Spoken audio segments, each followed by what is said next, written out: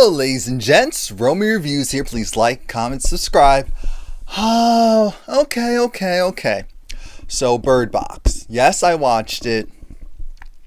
I like the movie. Let's start off with that. I like the movie. This is full of spoilers. Do not progress any further if you did not watch the movie and you're not interested in essentially hearing what it's about and what happened. So the premise of the movie is there's these supernatural, I'm going to say supernatural creatures that we never actually see. We see shadows, but we never actually see them. And for whatever reason, it's a situation where they only work, for the most part, outside. So if you're in any place at all, and as long as you're not looking outside, if you're looking outside directly into the light, then they'll get a hold of you. When they get a hold of you, they show you apparently your worst fear or tempt you with something that causes you to go and off yourself. That's essentially the premise of the movie. And so the world's population is decimated because of this. Decimated. And there's only a core group of people that actually are survivors. There's people who are hiding out and just trying to, bide their time. And then there's other people who actually, it seems like anyone who has some type of like real mental illness, what happens is instead of them going and offing themselves, maybe it provides a certain level of peace and clarity that they've never had before, which causes them to want to give that to other people in the sense where, let's say I'm walking around outside and I'm wearing a mask, wearing something so that I don't see anything, because you can go outside, you can hear stuff all you want, you can ignore that, but it's your eyes. If you're able to see, then you're pretty much screwed.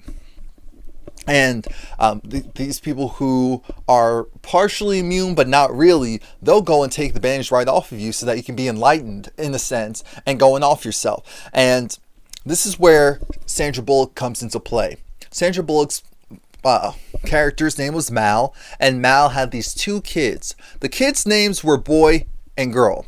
She kept it very simple. She did that because she didn't want to give the kids too much of an identity, because she wanted to make sure that they more so focused on whatever I say goes, because this is how you're going to live. This is how you're going to survive. And she does have help. So when we back up, we see two things. We see throughout the movie, her and these kids, boy, girl, they're on this river for almost 2 days, and they get on that river. I'll tell you how that even happened in the first place. But then we get to what initially happened. She's pregnant at the time, and she's not sure if she even wants to keep it. There's this doctor who's telling her all her options as far as like giving the baby up for adoption, and her sister Jessica, who's there, a little bubbly, very supportive. They're there, and this news, breaks out that, hey, people are dying. But it's one of those things where, and it's touching on multiple things, because we see how Mal's reaction was, oh, people are dying in Russia. People are dying over there. It's not close to here. You have to go through water and all that stuff, so we'll be fine. Completely wrong, the wrong way to handle things, but that's how a lot of people handle things. And so then you go from that to they're coming back from the checkup, and they notice that, wait a minute, what's going on? At the hospital, a patient is losing her mind, and she's trying to off herself. And that's when Mal realizes it's here too. So when she tries to escape with her sister, again, she's looking straight ahead, so she's affected. And so then she goes, crashes the car, and then offs herself. And thankfully, there was this woman who saw, oh my gosh, she's pregnant, and wanted to go and help her into this house. And the woman, actually, she got affected too, and then died. And so then this guy, who's actually played by the Trevante, the guy from Moonlight, Trevante Rhodes, he plays Tom in this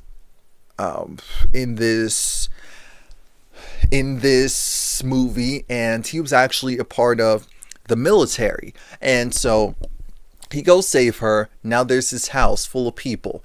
And this is going to be a stronghold because, like I said, people are being offed left and right. And they're just in this house. They're trying to bide their time. They're doing everything they can. You have this mean old grouch who, of course, is pissed because his wife went and saved this woman, and now his wife's gone and this woman is still here. And you go from that to them actually kind of creating a bond and them noticing certain things. They go, Lil Rel was in this movie as well. I believe his name was Charlie. And Charlie, he was a supermarket manager.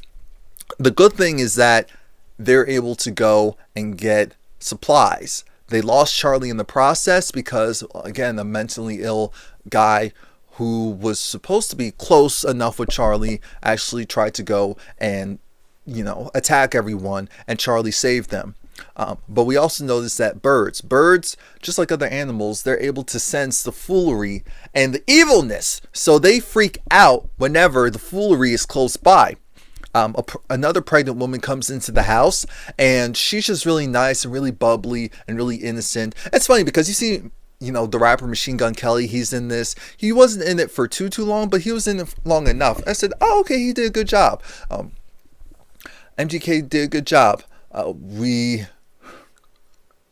still upset what happened to Charlie. But anyway, the whole premise is one by one, people are being offed. The guy who's the actual homeowner, he goes and he figures, well, maybe if we don't look at it directly, but no, it didn't work. He lost his mind and he ended up offing himself by accident as well. And it's just this domino effect, because then the other pregnant woman who was actually pregnant with a little girl, she opened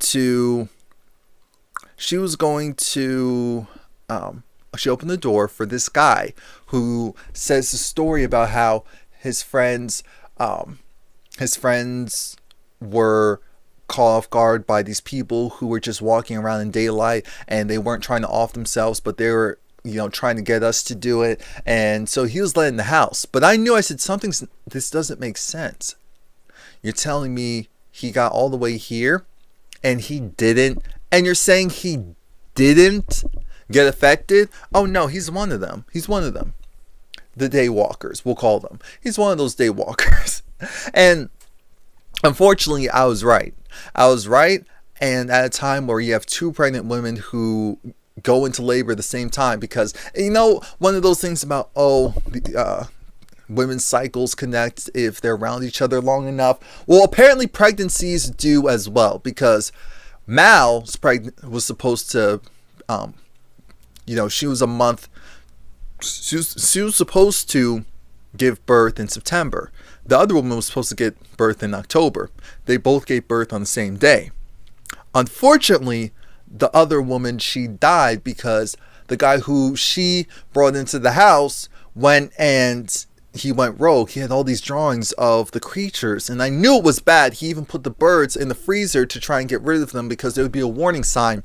He knocked out Tom, and the other old crotchety guy was still in the garage. I'm thinking, so you're telling me you couldn't break the handle to get it?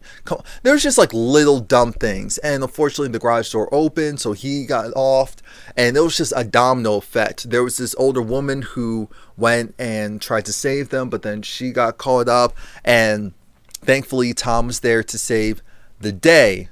But now we have two kids, Mal and Tom. They're the only ones left. So then when we go from that to now they're on the run, and now 5 years have gone by, and they have to constantly reinforce and teach these kids survival tactics, Tom takes on the more fun, loving parent, or I should say at least guardian to the kids, while Mal, she really enforces hey, this is what's going on. You need to do this. You need to do that. Your name is boy. Your name is girl. We can't give them too much of an identity, because then they'll start to think too much. And if they think too much, because knowledge is power, free will, and all of that, then that may go and get them killed. And it's just crazy. It's so sad when that's the reality. When that's the reality of, first, we never knew in this entire movie where these creatures came from, how they came to be, because they said that no, it wasn't a chemical warfare. They said that because it was taking out everything. It was taking out everything. And the people who I already knew was, oh, if the issue is sight, if you're blind, you're okay. And at the end, we find out that it's the truth. But we never find out where they came from. We never find out why it all started at the time that it started. Charlie's character did talk about the end times, which we know it's already prophesized in a lot of religions. We already know at some point it's going to happen. It's just a matter of how, depending on what you believe in. And eventually we lose Tom, because when they were going from place to place, they actually got a radio signal and found out that, hey, there's a safe haven if you're able to get down the river. And they were told how to get down the river for the most part, but then they got caught up with, the mentally ill people who were daywalkers, as I call them. And Tom distracted them. Tom was able to kill all of them, but he had to take off his bandage, so he ended up killing himself. So now we have the river, and the river scenes were crazy because we had one of the daywalkers who was trying to drag the kids into the water, make them see the light. And thankfully, Mal was able to fight them off. We had another moment where Mal had to go and get supplies because, of course, the kid was really cold because the water was freezing. And what ended up happening is that she was able to save him. Well, she was able to... It really wasn't him. It was the girl. Girl decided she wanted to break rank and go after Mal. And it's like, okay, she's a little girl. What would you expect? But Mal was pissed. And Mal definitely talked to them like they were trash. She did, because she thought that was the way to really keep them alive. But at one point, they all got close. They went through the rapids. A lot happened. They thought they were going to get to the promised land. But then they got split up. And thankfully her son, because that is her son. Boy was actually her son. Biologically, thankfully her son fully listened to her and he did what she said, but girl didn't. And her son had to tell her, hey, she's afraid of you. She doesn't really like you. Not the nicest person. So then that's when Mal went and professed how she really felt, and she was being super protective of the girl as well, because she thought it was her responsibility. The girl's mom said, if anything happens to me because I'm soft, you need to go and protect my daughter. So she thought she was doing it the right way, but she forgot the humanity part. And it's always kind of that back end of, you can't let your survival supersede the the humanity within you. So I thought that was an important thing, and thankfully she didn't listen to the whispers. She went and kept her blindfold on. But it's interesting how it's not the light itself that's just the problem. It's, I guess, having full access to see the actual picture, because how they had the blindfolds, it was a little loose around the eyes so that you could kind of see, okay, if you're seeing something solid, then don't walk there. If you're seeing a little bit of light, walk there. And they even taught them with sounds. Ding Ding trained them how to teach sounds that were far away, that were close, because they were supposed to hear the birds. The closer they got to the birds, the